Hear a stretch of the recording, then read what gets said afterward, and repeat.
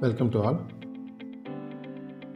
Today we are going to solve a problem from grade 10, chapter 3, pair of linear equations in two variables. Problem number 1, solve x plus y equal to 10, x minus y equal to 6. Solution: x plus y equal to 10. This is equation number 1. X minus y equal to 6. This is equation number 2.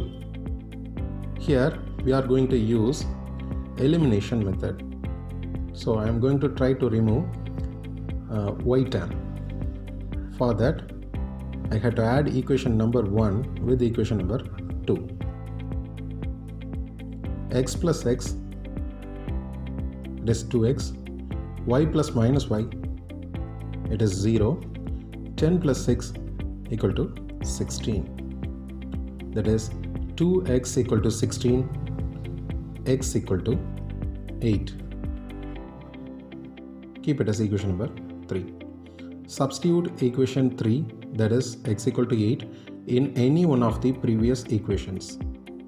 Substitute 3 in 1, that is x plus y equal to 10. Instead of x I am going to substitute 8.